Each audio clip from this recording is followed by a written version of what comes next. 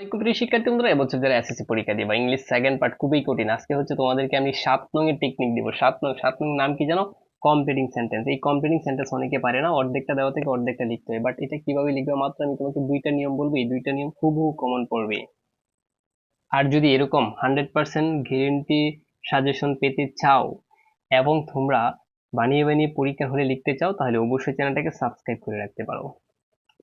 তাহলে তোমরা ফ্রিতে অনেক কিছু শিখে যাবে। সো সর্বপ্রথম তোমাকে আমি বলে রাখি, এটা হচ্ছে কমপ্লিটিং সেন্টেন্স। এটা কিভাবে লিখতে হবে, এটাও আবার কি ডাকটা পুরা খাতায় তুলতে হবে। তোলার পর অর্ধেকটা দেওয়া থাকবে আর অর্ধেকটা তোমার সম্পূর্ণ করতে হবে। কিভাবে হবে আমি বলি। এই এই 7 নং এ দুইটা জিনিস প্রত্যেক বছরে আসে। আগে আমি এটা বলে দিই, এটা আসতে পারে। ঠিক আছে, 1917 ইজ দ্য ইয়ার, মানে 1971 সাল হয় এমন একটা বছর হয় যখন কি হয়। আমি এটার উত্তরটা বলে দিচ্ছি, একদম মুখস্থ করে ফেলবা। আমি আমার ভাষায় লিখে দিচ্ছি, এটা তোমাদেরও সহজ হবে। জাস্ট এখানে লিখবে কি জানো, যে we we got we got আমরা পেয়েছিলাম বাংলাদেশ। BANG বাং এল এল বাংলা DES দেশ। জাস্ট এতটুকু শিখতে পারতো না? হয়ে গেছে, একটা শিখিয়ে ফেলছি। হ্যাঁ, যে যদি এটা থাকে তাহলে লিখবে we got Bangladesh, we got আমরা বাংলাদেশ পেয়েছিলাম। বাস, কাজ শেষ। আচ্ছা, এখানে অনেকগুলো কঠিন কঠিন আছে, বাট এটার দরকার নেই। দেখো, হি ইজ সাইলেন্ট প্রুভস, প্রমাণ করে, তার নীরবতা প্রমাণ করে দ্যাট, যে তুমি এখন দিতে পারো যে হি ইজ এ ফুল, সে একটা বোকা। হয়ে গেছে, হি ইজ এ ফুল, সে হয় বোকা। বাস, হয়ে গেছে। কিন্তু এটা এখন আমি তোমাদেরকে আর 2 মিনিটের সাজেশন দিচ্ছি, যেটা এই 7 মিনিট সর্বোচ্চ বার আসছে এবং এবছর আসতে পারে, এবং প্রত্যেকটা বোর্ডে এই নিয়ম থেকে একটা থাকেই। এখন নিয়মটা কি আমি বলে দিচ্ছি। একটা হচ্ছে ইফ দ্বারা, এই যে দেখো ইফ দ্বারা আছে একটা। হ্যাঁ, এই ইফ দ্বারা থাকে। ইফ এর কিছু, এই যে ইফ দ্বারা, ইফ এর কিছু রুলস আছে। আচ্ছা, একটা হচ্ছে কি দ্বারা, ইফ দ্বারা। আরেকটা হচ্ছে দেখো, it is time, it is time. আরেকটা হচ্ছে লেস্ট। ঠিক আছে, এই তিনটা নিয়ম থেকে যে কোনো একটা আসবেই। যে কোনো একটা না, যে কোনো দুইটা আসবে। লেস্ট। এখন কিভাবে থাকবে আমি একটু উদাহরণ দিচ্ছি।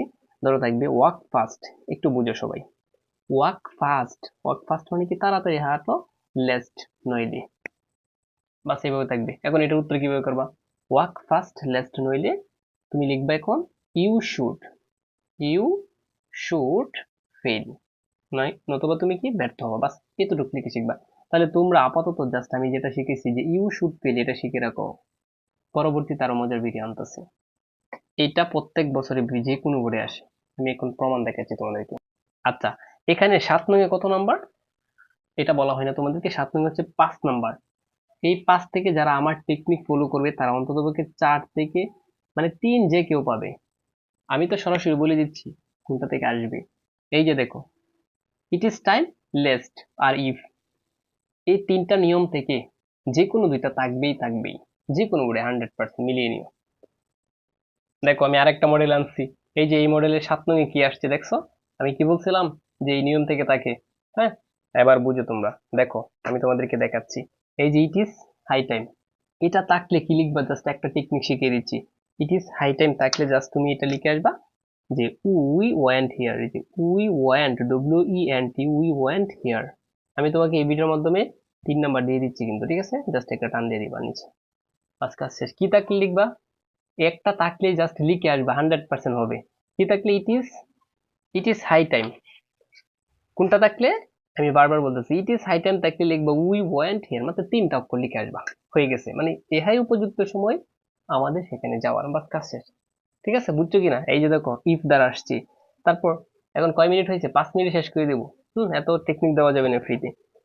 5 ইয়ার্স পাস্ট, 5 ইয়ার পাস্ট সিন্স, মানে 5 বছর পার হয়েছে। ঠিক আছে। আচ্ছা, সিন্স যখন আই হ্যাড, লিখবা আই হ্যাড মেট হিম, আমি তাকে দেখেছিলাম। যদি এই বাক্যটা থাকে তাহলে জাস্ট এটা লিখে আসবা, I had met him, I had met him. আমি শিখিয়ে দিচ্ছি। ঠিক আছে। তাহলে ইট ইজ হাই টাইম থাকলে কি লিখবা? উই ওয়েন্ট হিয়ার, একটা শেষ।